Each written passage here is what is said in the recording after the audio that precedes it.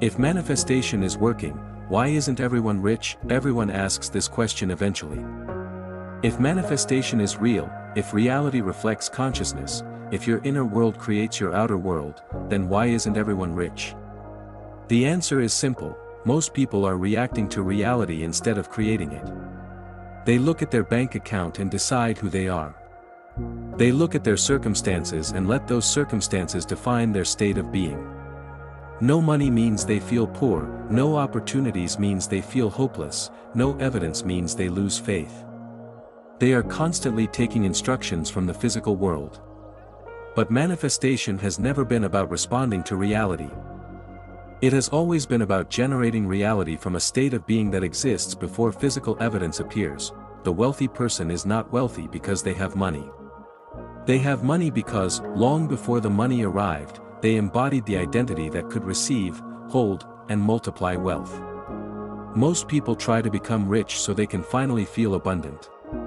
The rich understands the opposite: you become abundant first, and wealth becomes a natural consequence. This is where people get trapped. They visualize, affirm, and say they believe, yet internally they are still checking for proof every day. Has it happened yet? Where is it? Why isn't it here? The moment they ask those questions, they reveal their true state. They are not living in abundance, they are living in waiting, and life faithfully reflects that. Waiting produces more waiting, lack produces more lack, need produces more reasons to need. Reality does not respond primarily to what you want. Reality responds to who you are being. That is why two people can repeat the exact same affirmation and experience completely different outcomes. One is speaking from desire, the other is speaking from identity. One says, "I hope I become wealthy," the other says, "Wealth is a natural expression of who I am."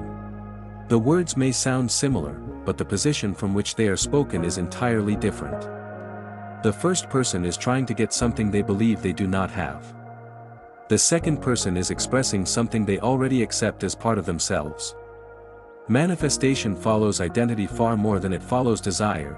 This is why the strongest riches are often misunderstood.